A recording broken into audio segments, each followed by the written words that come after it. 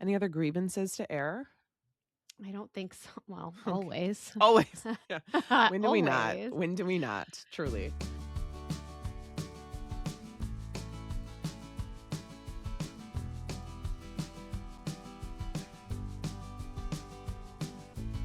Welcome to Book Talk Etc., a podcast bound to grow your TBR. I'm Tina from TBR Etc. And I'm Hannah from Handpicked Books. This is a conversational podcast about books and more from two Midwest mood readers who are easily distracted by new releases. And today we're talking about Lughnasadh, a transitional period and transitional reading. If you enjoy listening, we'd love for you to follow us on Apple Podcasts or your favorite podcast app. And if you have a quick minute, please consider leaving us a review on Apple Podcasts or sharing us on social media. It truly helps us connect with other book lovers. Hi, Hannah. Hey, Tina. How are you? Oh, I am just fine. I am hanging in there. We are recording early in our timeline, which is kind of fun. But if I'm It a little more is. gravelly, it's because I have not finished my mason jar of coffee. But I will. Yeah, Don't you worry. You'll know when it kicks in, you folks. sure will. And it's also better than, sometimes having been talking all day when we True. just keep coughing. and having True. to- That's like when it fully our voices are just basically dust. So we're just yeah. so Been in meetings this is all much day, better. Tina Mhm. especially, because you talk even more for your day to A day than I living. I do. talk for a You living. talk for a living, I'm a professional yapper about different things, but literally. it's all involves my voice. So that can be tricky. Anywho, I'm excited to talk about this. Now, I love this topic and kudos to Hannah for being creative and coming up with it. I'm really bad at coming up with book talk and episode topics. So I usually rely on Hannah for that. I'm like, yeah, any ideas? I'll have a stroke of lightning once in a blue, but you're really good and consistent with this. And we're talking about this concept of Lughnasadh. And we'll get into that later. I am curious, how did you come across it?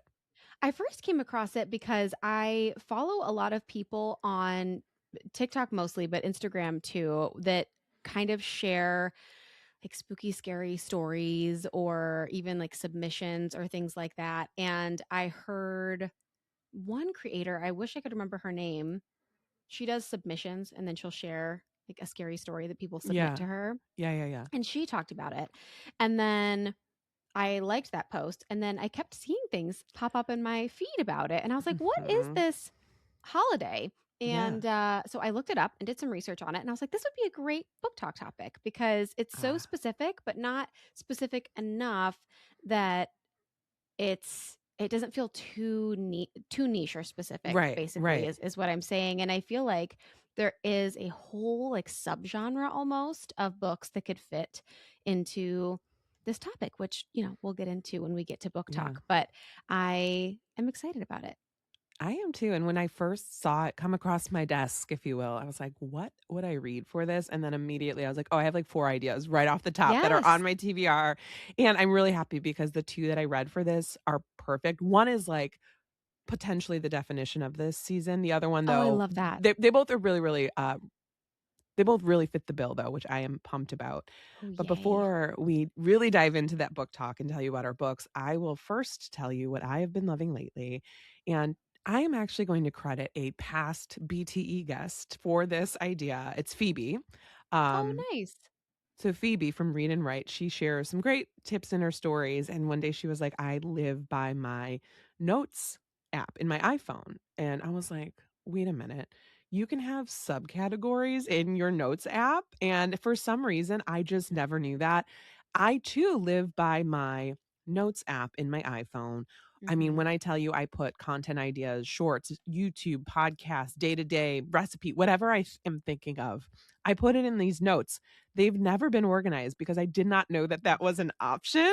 Now, I have about 326 notes in here, and I took the time to put categories. And so I have a ton of different categories in here: book talk, etc., celebrity book club, content creation, fitness, food, etc.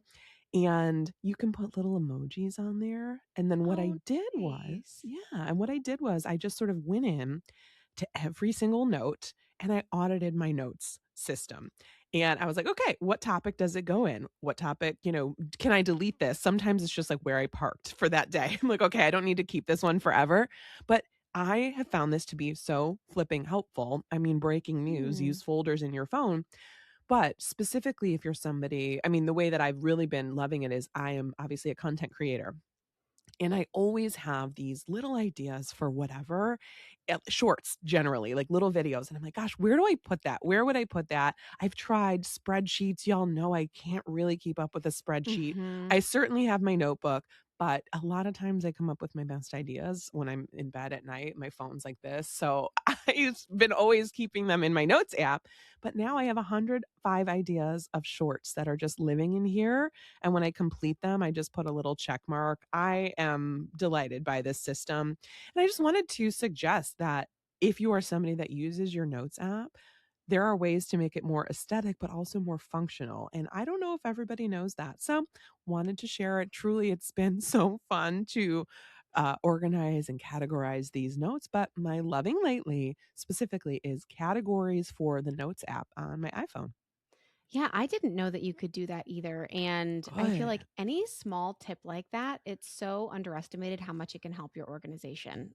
Just Mhm. even one little change like that can totally make it or break it. I remember when you brought being able to share Mhm. photos in your notes app, Yeah. and Yeah. so many people reached out to us after that, being like, wait, okay, tell me more. Yeah, Do like I how need, do what do what you talk size do I do it? What do you do? Can you Mhm. give me a step by step? So Yeah. I know a lot of people find that kind of thing really helpful. Yeah, and that what Hannah's referencing, it was a couple years ago at this point, but not too long ago. It's when I've started grouping outfit ideas and like Yes. in what people were wearing because I like can't dress myself essentially. So I'm like, wouldn't it be fun to like have these, screenshots of these lovely people all in one place? If you hold it down, you can copy and paste it and then paste it in a small. Reach out to me if you want Yes. me to show you directly. But yeah, it's a fun little hack. It's really handy. Okay, my loving lately, I'm really excited to bring. They are called the Lifelines dot by letter. And this is something that I discovered when I was putting together my little hobby analog baskets. And me and my daughter have been doing them for a while now. I actually have one with me that I'm going to show Tina and those who are viewing, but they look like this when they're done. Whoa. Yeah, and it's literally a dot by letter. So you scan a QR code when you're starting, and each page features an outline of many letters. And when you scan that QR code, it will give you color ideas. So A can be yellow, B can be pink, and it gives you an idea on their website of what to do if you can't picture by looking at just the blank letters on the page Mhm. what colors would look nice. And so I like that they do that. And then you'll make yourself a little key up at the top so that you know which color goes with each associated letter. And you press a special dotted tip. It comes with a special marker, and you press that dotted tip marker Oh. firmly for big letters or tap really lightly for small letters. And you work through one letter at a time. And when you're done, it's this really, really pretty picture. It's super And cool. it's really cool, and the artwork style looks really nice. So their whole idea of making these dot by letter books is that stress relief should not be stressful, and it should be easy, and that getting creative sometimes alone can be stressful because you're like, well, what do I want to draw or what do I want to color? And this just totally takes all of that decision fatigue out of it, and you don't have to worry about doing a good job. You just have to worry about what color goes with what letter and whether you make a big tap or a little tap. And the slow, repetitive tapping motion is designed to reduce stress and bring you into a relaxed, meditative state. But also, you're able to complete something creative, which feels good when you are done. It was founded, I found this out when I was putting my notes together for the show, by Melissa from the brand Melissa and Doug, which I didn't know Oh, before. that's And cool. so this is kind of her own special. line of product. They have different themes available. Like I have the landscape and florals. They also have an under the sea. They have a space one. I just recently purchased the new fall inspired Lifeline booklets to add to mine and my daughter's hobby and analog baskets because we are almost finished up with the ones that we have. She and I really enjoy doing these together. It's a great evening quiet activity. She's 8 and she's able to do these no problem. I have a couple of friends who have kiddos that are even younger than my daughter, and they are able to do these dot by letters too if we just fill out the color keys for them. So, this has been a really fun activity. It's very relaxing. It is such a good audiobook activity because it really is pretty mindless. So, I would say that this is even a better audiobook activity for something for you to do with your hands than like a Switch game or something like that, Yes. because it really is pretty mindless, not in a bad way, in a good way. And I like to have something to do with my hands while I'm listening. I struggle to just sit Yes. and listen to an audiobook. So this has been really, really fun. I love these. These are called Lifelines, the dot by letter booklets. I love this idea. Immediately I went to, oh, this is an audiobook activity because same Yes. thing. I sometimes I'm like, okay, well, dinner's done. Now I want to sit for the day, but I'm my Uh-huh. audiobook, I'm not going to sit here and just listen to it. I need to do No. something with my hands. I Where did don't you always want to do obtain? chores. I know. Right. Isn't it sad that I pair my audiobook time right up with a chore? Yes. It's typically how it goes. Where did you obtain these? So you can get them at stores. I've seen them at Target before. You can get them off Amazon. You can also order them straight from their website. So Awesome. Okay. several different places. I would say that their website or Amazon have the most options available. You said there's a fall one coming through? Yes.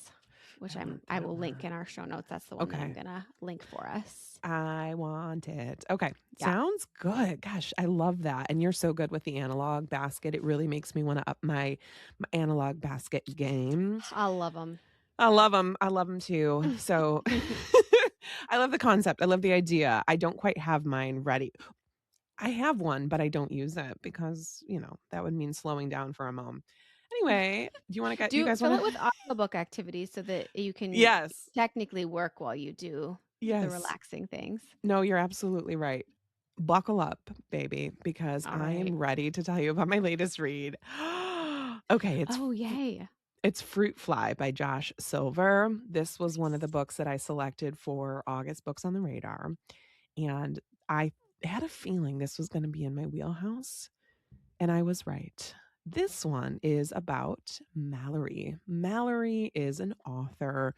She's living in London with her husband. He's a Netflix exec. She is an author, Mm. but she's unfortunately having a bit of writer's block. It's been about 7 years since she had her last big hit, and her status as a literary sensation is fizzling. One day, they're having this posh party with their posh friends. She's like hiding in the bathroom playing Candy Crush. And she's like, I got to do something with my life. I need an inspiration. So she starts Googling how to write a best selling novel and essentially comes up with the idea that queer dark stories are quote unquote trending. So she's like, well, I could do that. I'm not technically a member, but she starts questioning things and decides to do do a little bit of reconnaissance. And she meets this man named Leo. Leo is an addict and he is very interesting to her. And essentially, she decides that the world needs to hear Leo's story and she is going to be the one to tell it, dang it. And the story goes from there. This was definitely a Tina book. I mean, I cannot tell you how much fun I had reading this. I flew through it. I mean, truly, I listened to it all day. Literally, my first note is, holy cow, this is my kind of read. And like, I knew right away. It's satirical, but also funny, also sad. It hit those three notes really, really well. Both Mallory and Leo were fascinating characters to me. I mean, I was just hooked on them. I was hooked on figuring out what makes them tick. They were both so fascinating. And the audiobook was really well done because you get a male and female narrator. The male narrator, oh my gosh, one of the best performances. I was just sucked in on his Leo. He did such a good job with Leo. This also, if you like books that are an inside look at publishing, you will like that. You definitely are in the behind the scenes of writing this book and, getting picked up or maybe not and all of those different things. I want to emphasize though, this is not the funny caper that one might think it is. It Mm. is dark. Leo's story is really tough, and that's okay. I mean, I think the author just crafted this very what I assume to be realistic narrative. Leo is definitely an addict in the throes of addiction, so just sort of know that. And he's doing many things that people who are at rock bottom have to do to stay Mm. afloat. I really like where the story went. I like what it had to say. I mean, again, it's bleak and dark, but I also found myself rooting for both of these people, even though they're obviously morally Mhm. gray characters and they're doing bad things. And I'm like, wait, why am I feeling this way? I still can see the humanity and I still had a lot of empathy for people involved in this story. I thought I've seen it comped to Yellowface and I sort of see that, but it's its Mm. own thing. It's not a direct copy and paste at all. It's very different tones. It's that similar idea of appropriating a story from a community that you're not a part of. You definitely have Yeah. that in common. But otherwise, I found these stories to be really, really different. I'm giving it 5 stars. I loved this book for sure. It was so in my wheelhouse. And give it a shot. It's not going to be for everyone. But if you like books that just push the envelope and grip you the entire time with morally gray characters, you might like this one. So that book is Fruitfly by Josh Silver. Yeah, I have been so excited to hear you talk about this one when I saw that you were reading it for your recent read. Yeah. And I this also sounds like a book that I would really enjoy as well. I loved hearing Jack in the books. He does these interviews with celebrities Oh, now, mhm. and he handed this to Anne Hathaway recently. And the way he pitched it, she was just like, oh my gosh, give it to me now. This sounds like such a Yeah. unique premise. It sounds Mhm. so good. So, yeah, this is one that I could see a lot of people being interested in reading. Not for nothing. Now I know Anne's everywhere right now. She would be a Yeah. fantastic Mallory. She would really, really be a Yeah. great Mallory in the adaptation. Though there's many actresses who would be, but I could completely see that. See her doing a really good job with that. Yeah. Mhm. When you were talking about this book, it also reminded me a little bit in parts to the book Great Black Hope, which was on my summer Oh, bonanza last year. yeah. It's LGBTQ, it deals with addiction, etc. I wanna And read that has one those still. characters. I think you would really like it. It also Yeah, has characters that are like, man, you're really messing up, but like, I want to root for you so bad. You have so much compassion for them at the same time as like they're doing all of this stuff. So, exactly. okay, well, I'm going to switch gears here and bring a romance. And Yay. I am bringing Return to Sender by Stephanie Parente. And this is a new romance release. It follows 26-year-old Violet, who becomes the guardian of her teenage sister Phoebe after their father dies. Then a lost love letter is returned to their apartment, and the sisters want to track down the author, Dex, and they end up embarking on this cross country road trip to return the letter to its sender. And as they travel west, Violet and Dex grow closer and they uncover hidden depths and chemistry as well along the way. I think that I'm going to end up giving this book 4 stars. I really enjoyed it. I do tend to like these romances where the characters are also going through things and growing and learning together, both as individuals, but also as a couple and through other relationships that are developed in the story. I sometimes struggle with kid characters, and there definitely is a Mhm. character in Phoebe who is a kid, and she's a big part of the story. But I really actually enjoyed the sisterhood dynamic here, and I really liked the dynamic also between Phoebe and Dex. I thought that it added a really heartwarming depth to this romance. There is something about reading a book that starts out with hopelessness and sadness, but then ends in redemption and healing. I don't require books to have this positive trajectory. I love a sad book. We all know this. But I do feel like sometimes these really hopeful narratives scratch an itch in my brain that is so satisfying and maybe even a little bit healing. And I definitely felt like I needed that over the last couple of weeks. So Mm-hmm. that scratched that itch for me. The romance is honestly not what I loved the most about this one. It was fine. But if someone was asking me for a recommendation solely on the compelling love story, this wouldn't be what I put in their hands.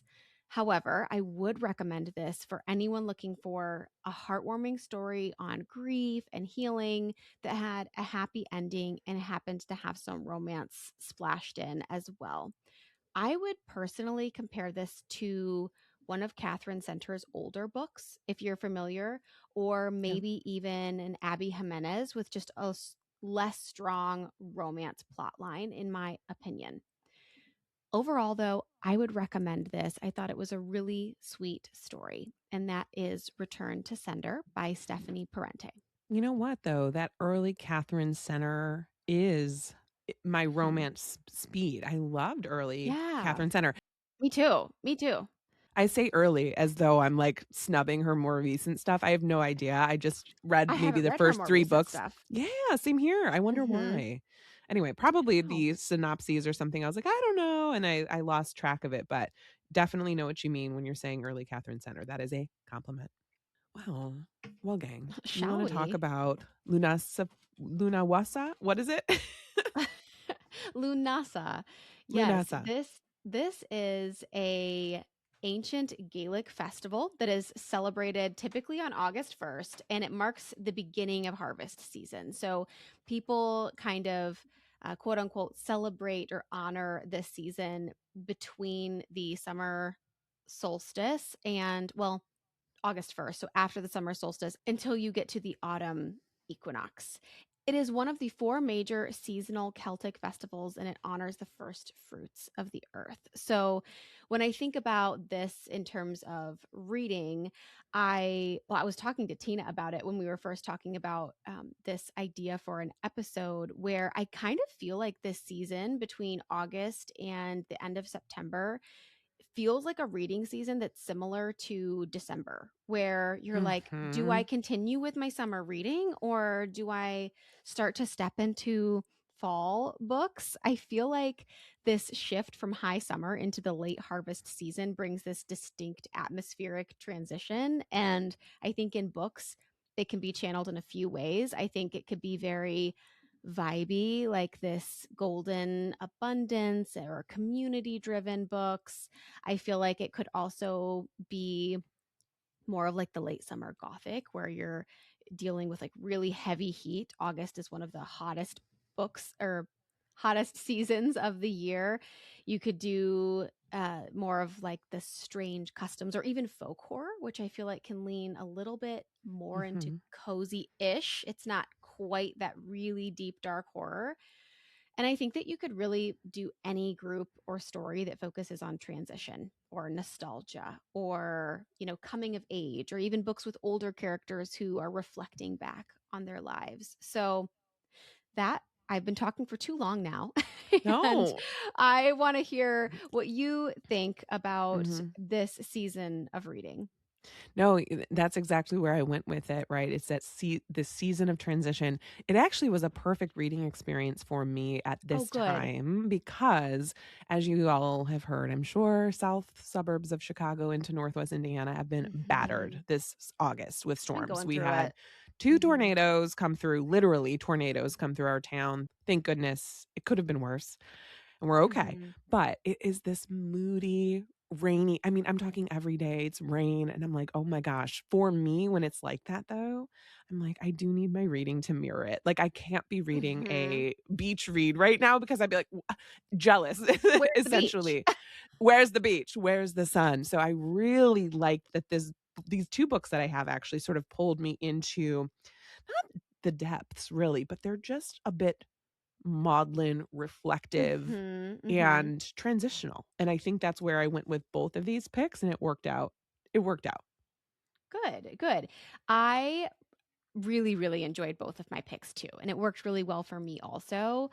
I randomly, when I was thinking about like what would I consider the perfect book for this season for me, and I thought about the book Tom Lake by Anne Oh, Patchett, mm-hmm. which Renee brought to the show also. I actually read this book because of her a couple of years back, and it's perfect because it is set it's set in an orchard, which I feel like an orchard is Oh, yeah. also kind of like the perfect atmosphere for this time of year because it's peak cherry harvest season. We've got late berries, and also early apple picking season really starts in September, also kind of before the fall season really picks up. And in Tom Lake, you have this older woman who has adult children, and her adult children are coming home, and she's reflecting on her entire life and how all of the Oh, choices that she yeah. made in her life led her up to this current moment. So not only do you have this season of reflection and transition into your, older years, but you also have it literally set on an orchard. And as I was thinking about this season of reading, I was like, that would be the perfect example of what this season of reading I feel like means to me as a reader. Again, that's one specific genre, but it was too perfect to not mention Mm-hmm. here. No, that is a great way to look at it. And I think that's part of what's fun with this is it's very broad, right? I'm like, okay, there's so many different ways we could go with it.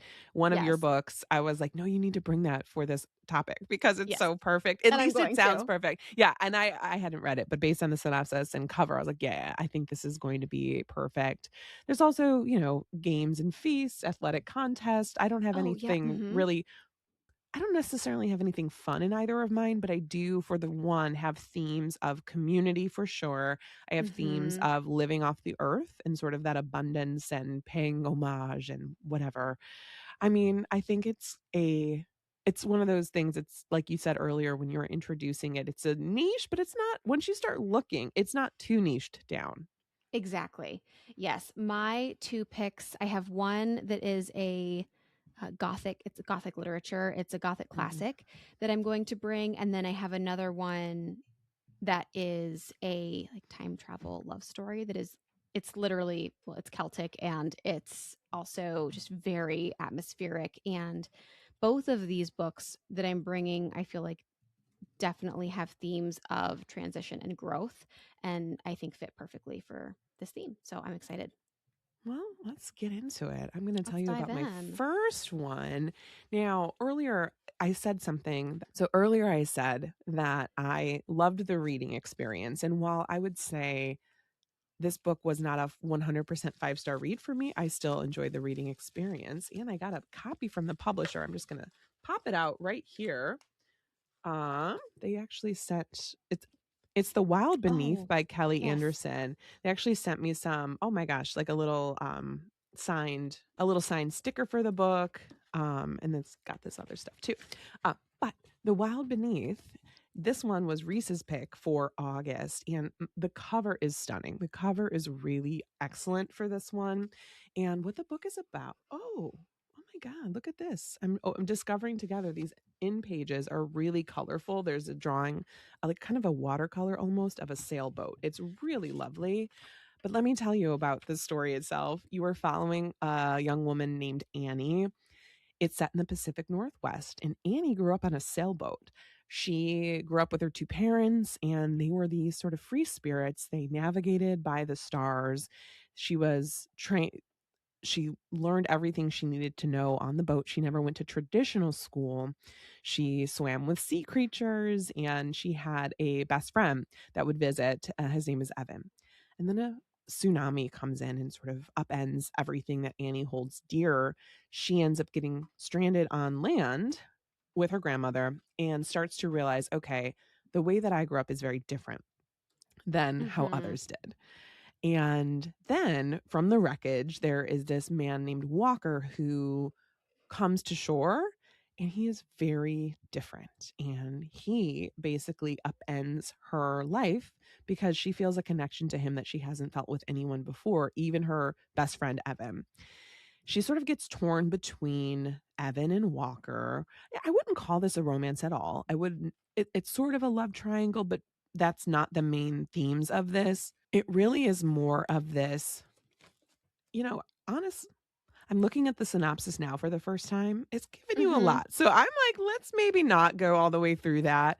But it's really the story of Annie and her grief. It's a story of Annie and her pull to these two men and these two lives, essentially, that are very, very different.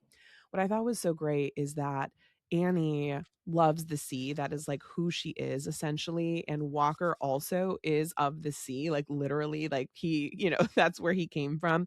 And you find out a bit more about him throughout.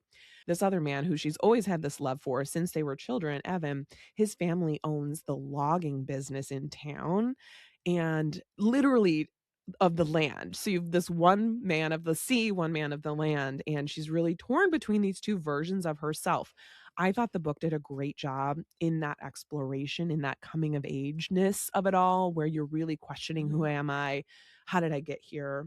This also is a climate change story, which I really like. But in the beginning, the tsunami, they sort of call it, quote, the big one, like the one that everyone has been fearing. And they're rebuilding their small community throughout and learning how to work with each other. And I loved that aspect of it, even though it's obviously quite scary. I would be remiss if I didn't mention that there is a definite magical realism light element to it. I don't love magical realism, but there's this question for sure where you're like, what is happening here? Am I reading into it too much? What am I getting? Maybe more of a fantasy. It's more of this ethereal sort of imaginings of Annie, and you really have to keep reading to figure out where it's going. I will say I enjoyed the beginning of this quite a bit. And then it sort of kept circling. Like, okay, I'm going to need you to go somewhere with this. I'm going to need to Mm-hmm. know, bring me in on it. I have a note. It's like 60%. And I'm still not 100% sure where this is going to land. And overall, I am mildly pleased with where it landed. Overall, it's a light recommendation. This is not a full stop, highly recommend, total no notes type of story. But I think the comps were accurate. The comps were The Time Traveler's Wife and Wild Dark Shore. And I totally see Okay. elements of both with that. So I think they got Mm-hmm. it right with that. This one didn't quite live up to, some of the books that I've loved that have similar themes, but I think it stands on its own and was an interesting reading experience. But overall, this one is The Wild Beneath by Kelly Anderson. I was excited about this one and glad to hear your review. My my next one, I was going to talk about my other one first, but I'm going to switch and I'm Switch going to talk gears. about this Nice. one first because I feel like these two books make such a perfect flight together and they are so similar. I mean, differences for sure, but I am going to talk about Habits of the Sea by Shea Ernshaw. Yeah. And as you were talking about The Wild Beneath, I was like, wow, these would be a perfect pairing if you like these types of books. So, Habits of the Sea starts the night that Clay Lockhart's wife dies. There has been a terrible storm that tears their home and the land beneath it. They are away from the Scottish coast and it sends their island kind of adrift into the Atlantic. Then, some 30 some odd years later, 12-year-old Ellie Mills discovers the fabled floating island off the coast of Nova Scotia and finds Clay still living in the weather worn farmhouse perched on its highest hill. When the land vanishes overnight, Ellie is left questioning whether it ever existed at all. But then, decades later, as an adult, she's now in her 30s and the island resurfaces again. And Ellie returns and she is determined to uncover the truth of the island and to see if Clay is still there. And when she finds that he is, she also sees that he hasn't aged a single day. She is faced with the impossible and learning that some mysteries aren't meant to be solved, and that life shaped by wonder may hold more promise than one bound by certainty. So you can tell by the synopsis why I think this might pair well with the book that Mm-hmm. you just brought. The comps that I heard most for this one were compared to Outlander. And I also heard comps to The Time Traveler's Wife as well, which I think makes sense because in The Time Traveler's Wife, if you're familiar with that story, there is an element where she meets him as a kid, and then she also like meets the same person when they are both adults. And so there's, kind of that time travel element a little bit, if you will. I also saw the comps to Outlander with the love story that is in here. However, I would not go into this one expecting as epic of a story as Mm-hmm. Outlander. For one thing, this book is only 290 pages, so it's just not possible to hold that much epic adventure in less pages with a story like this one. I buddy read this with my friend Emma, and I'm really glad that we did. We had very similar thoughts on it, and I feel like this one was a really good one to process with a friend. I felt like this book was almost two separate books. So, in the beginning, you have really Ellie's character that is building up, and you're learning more about her, and then her discovery of the island both the first and the second time, and it's very atmospheric. And then you almost kind of get like this montage of her new life as she's kind of trying to uncover the mystery of this island. But then the second half of the book really takes you on a different journey, and I really can't tell you what journey it takes you on because that would go into spoiler territory. But it really felt like this book should have been divided into part one and part two. And I know that that is a very particular critique, but I feel like if the author had intentionally done that, then I would have felt more grounded in my reading experience of this one. However, overall, this was an extremely atmospheric read, perfect for this time of year. It's set on this Scottish island off the Scottish coast, so you have this very moody atmosphere, and the love story was good. Was it great? Was it Outlander level? No, but it was a really sweet romance, and you really see Ellie grow as a character, both individually and then also in her relationship with Clay, and I really did appreciate that. So aside from just kind of the weird pacing of it all, which I do think was intentional. That's very nitpicky where I'm like, oh, I feel like she should have separated it into part one and part two. But I think if you know going into it that it is kind of separated in these two parts, you might be able to enjoy it a little bit more. I know I would have at least. However, overall, this is a recommendation from me. I did really enjoy this one, and I think that it's perfect for this time of year. So that is Habits of the Sea by Shea Ernshaw. Yes, I'm so glad to hear you talk about this. That was the one that I wanted you to bring for this particular episode. What's funny is I think I called that one for one of the celebrity book clubs, and I think I said Reese. And I feel like Oh, those but you the picked book, such a similar one. you know what I'm saying? Right. Like we've Yeah, got they're friends, those two books. they Now are. this next book I'm bringing, I don't know if she's got many friends. I'll tell you that right now. The book that I'm bringing is called Where I End by Mm, Sophie White. This one I got from Aardvark, and it is hard to track down. I also had a digital copy from my library, but no audio exists of hmm. this as far as Okay. I can tell. I've had this on my TBR so long. I think this was the first Aardvark book that I ever purchased. So I was happy to cross it off my list and read it for this episode. This one is about Eowyn. She is Mm, cursed, metaphorically. She feels she's cursed. She has no friends, has never gone to school, and has never left the windswept, craggy isle off the coast of Ireland. Her mother is bedbound, and alongside her grandmother, her days are an endless monotony of feeding, changing, and caring. And there also seems to be something going on with the island. And then Rachel, an outsider who's there as an artist on a brief stint, arrives with her newborn.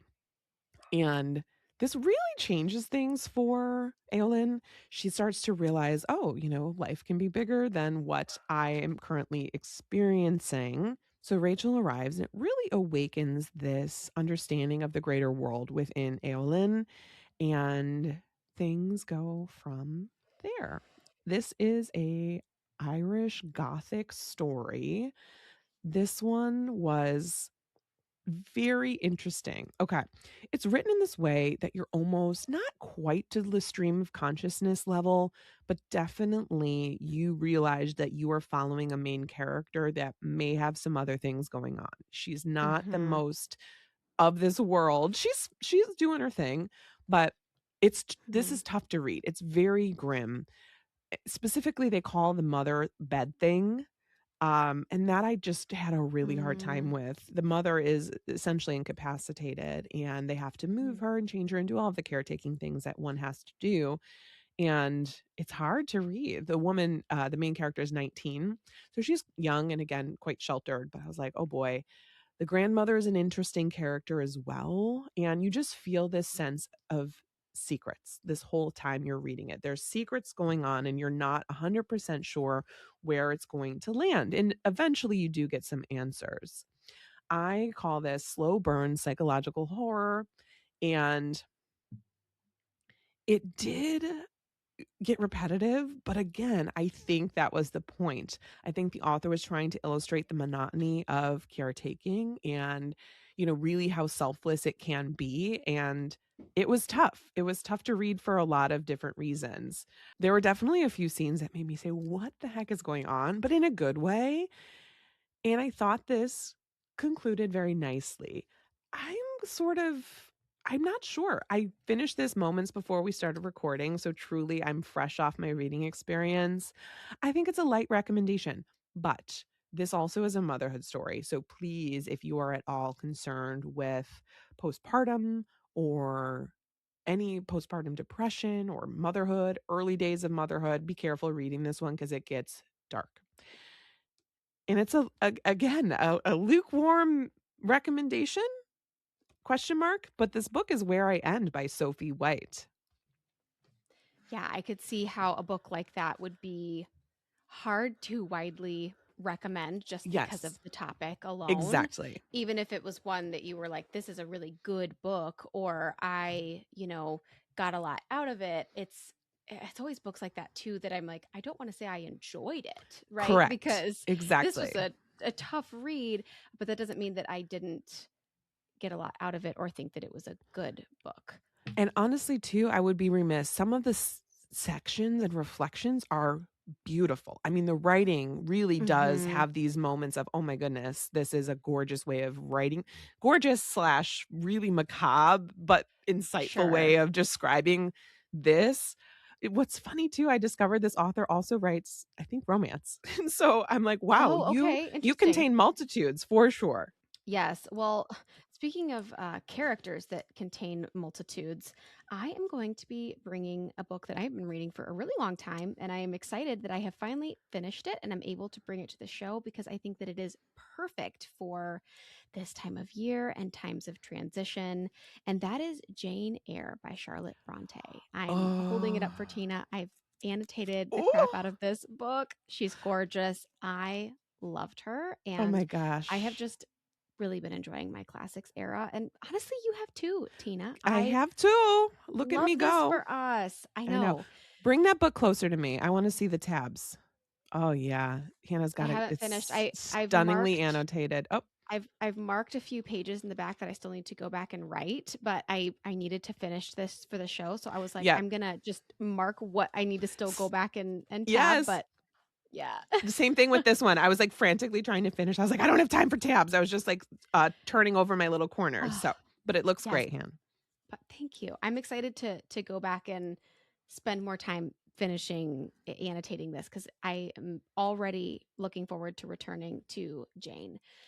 But this is a classic coming of age novel. It follows an orphaned girl who overcomes a very hard, very cruel childhood. And she ends up becoming the governess at Thornfield Hall and develops a relationship, friendship with Mr. Rochester, and ultimately ends up claiming her independence and happiness after surviving some pretty devastating hardship. In the beginning, she lives with her very cruel aunt, Mrs. Reed, and she has very bullying cousins. And in order to pretty much rid themselves of her, she's then sent away to this really harsh, underfunded charity school that is run by this man, Mr. Brocklehurst. He is the worst, just a terrible man. And you can tell he just genuinely hates these kids. And then once Jane is old enough to leave the school behind, that is when she takes the job educating a young girl named Adele at Thornfield Hall. And that's where she meets and works for Mr. Rochester. And that is really just the tip of the iceberg with this one. And I, I say that because that all happens within the first, like 150 pages. I didn't realize how long this book was because I was texting one of my friends about it and I was like, "Oh, Jane is still at the school." And she was like, "Oh, you're just getting started." But I was on page like 150 at that You're point. like, what? And I was, cuz the book doesn't look really long. No, it looks It's normal. like it looks like 600 pages. So this Is is, it really? yes, it's long. Oh my It's long. goodness. I thought it And was like so 3 something. yeah, so it takes a little bit in each section of the story, to get to the plot. But boy, is there plot. And I think that many people are familiar with this story. I will keep my review spoiler free. And I will also say that I loved this, if this is not clear. It's a very dark piece of 19th century Gothic literature, but I loved sinking into this one the last couple of months. I think that Jane can be a hard character to love, and I know that people really either truly love her or hate her. I found her incredibly relatable, and while she is definitely frustrating, she makes really frustrating decisions all the way to the end. She really does experience a lot of growth throughout the novel as well. And while her story is heartbreaking, she is able to find, I think, as much of life as she could and find the beauty and love in it.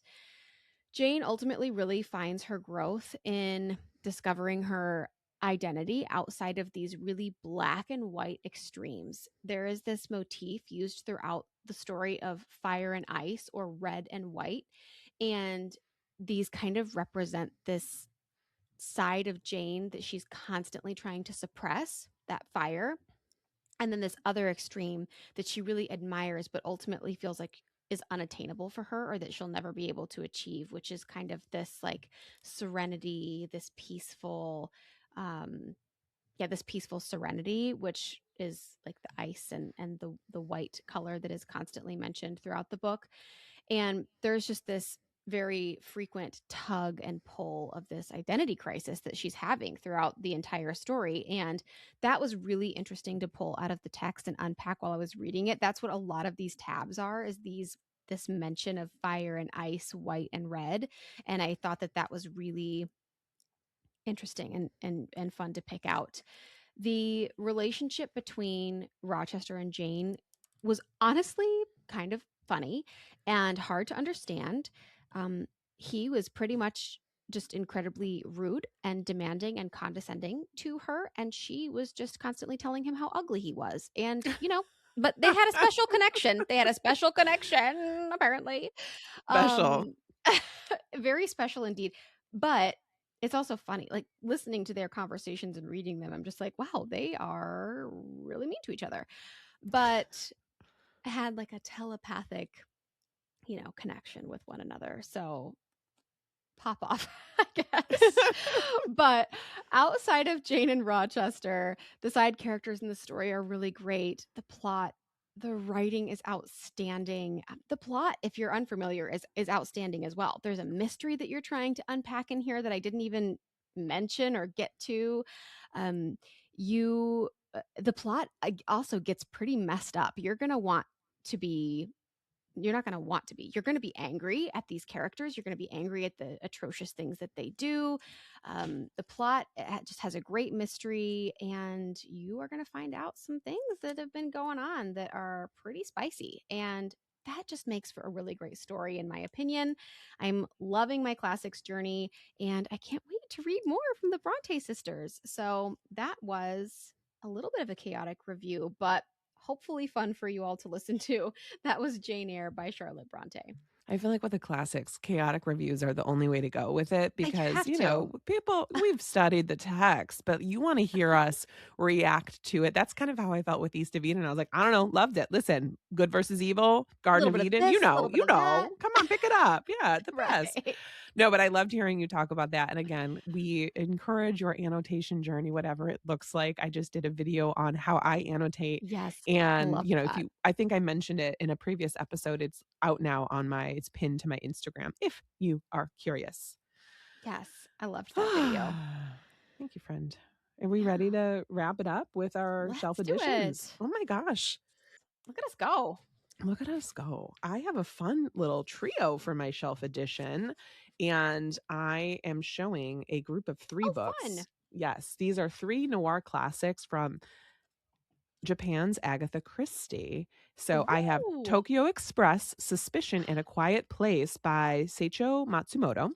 And these, of course, are not new books, but they just recently got a refurbish, if you will. They got Okay. republished. And so Modern Library, they're a part of Random House, sent these over to me, and I'm really excited about them. First of all, I love these covers. They go together. They just look Mhm. really nice.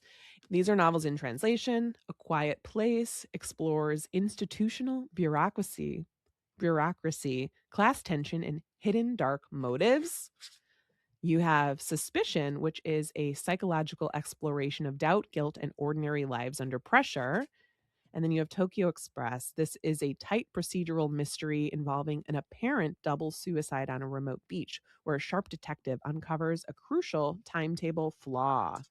So, if you like books in translation, if you like mysteries, it sounds like these are kind of 3 different types of mysteries. You've got your procedural, you've got your psychological, and then maybe more of a straight up crime story.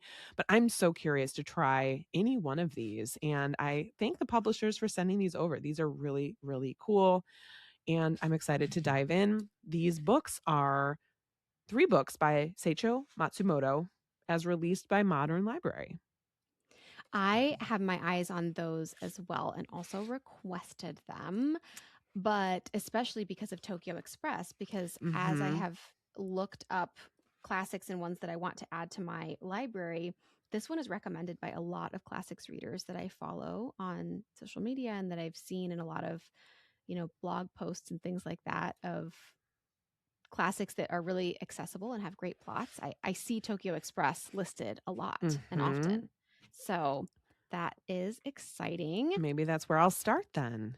Ooh, okay. I I also have a book that I grabbed from Blackwell's because it's a part of their Ooh. Penguin Modern Classics line, and I love this line. They're so pretty. The covers are very minimalist and look really nice, and then they have these really pretty like light blue seafoam colored spines, and I've been slowly collecting some of these, and the most recent one that I grabbed is Too Much of Life by Clarice Lispector. And this is an author that I've really been wanting to try. And she wrote a lot, I believe, in the 60s and 70s. And I don't think I'm going to start with this one though. That's why I'm pausing and hesitating because I thought that this was one of her short story collections, but it is not. So this is a collection of both essays and stories that she wrote for a real life newspaper column. And she wrote in Rio de Janeiro between 1967 and 1977. And this book acts as kind of a moving piece by piece self portrait of all of these newspaper clippings. So some are fiction, some are nonfiction, etc. I thought that this was one of her short story collections, but it's not. It's more of just an overall collection of a bunch of things that she wrote that got published in this newspaper during this specific period of time. So I definitely think I want to read this. And I think that this would be a great thing to read if I find out I do love Clarice Lispector's writing, which I really think I will from even what I've peeked at and here. I think if I end up loving her writing, this will be fun to kind of flip through almost like poetry where you read a little bit at a time because some of these essays in here are even just half a page long, right? So I am excited about this. I do think I'm going to grab her short story collection or one of her shorter books to read first before I dive into this one. But I was really excited when this hit my doorstep this week because I love adding more to my Penguin Modern Classics collection. So this one is called Too Much of Life by Clarice Lispector. Ooh. And I feel like you're due. I know you're not going to start with that one, but I feel like you're due now. You finished your Jane Eyre journey. You've I annotated know, I it. got to It's, start another one. you got to get another slow one that you're going to slowly work your way through. Exactly. Or maybe I'll read this one a little bit at a time, while I read one of her other books. I don't think that this is, bad to start with. I just I was intending to get a short story collection. Gotcha. And I Yeah. realized I got the wrong thing, but I'm still very excited about this one, Yeah. obviously, or I wouldn't have brought it. No, and it's nice too. I love those that type of, what do you call it? Penguin Modern Collection? Yeah, Penguin Modern Classics. Penguin Modern Classics. All right, folks. Well, unfortunately, that's it from us today. We are finished and we thank you for spending a part of your day with us. Links to all the books mentioned can be found in the show notes. And if you enjoyed today's episode, you can help us by following wherever you listen and by leaving a review on Apple Podcasts. It helps us get our show out to new listeners and grows our audience. And don't forget, if you would like access to exclusive bonus content and community, you can join us for $5 a month on patreon.com/booktalk, etc. If you'd like to connect with us, you can email us at booktalk.etc@gmail.com. You can also connect with us both at Booktalk Etc. on Instagram and YouTube. You can find Tina at TBR Etc. and Hannah at Handpicked Books. Talk to you next week, and in the meantime, remember, everything's better with books. Originating in Ireland, Lughnasadh gets its name from the Celtic deity Lugh and is typically held from sundown on July 1st through sundown on August 1st. Lughnasadh is the first of 3 harvest festivals in the pagan wheel of the year, followed by Mabon and Samhain. After Lugh's mother died of exhaustion after clearing the fields for agriculture, it is said he initiated a fair in her honor, including feasting, games, and sport. As Christianity spread throughout Europe, Lughnasadh evolved into Lammas, meaning loaf mass. To celebrate the grain harvest, bread is often baked on this day. Protection magic is also widely practiced on Lughnasadh. Historically, livestock was driven through water for purification and blessings. Take a minute to play to honor the tradition of the games. Cook with berries and vegetables from the garden. Decorate your altar with harvest themes. Some associated colors are yellow, brown, gold, and green. If having a fire isn't possible, light a candle, or even put on a YouTube video of a fire. Hold a potluck feast with friends, and end the night reflecting around the bonfire. Happy Lughnasadh!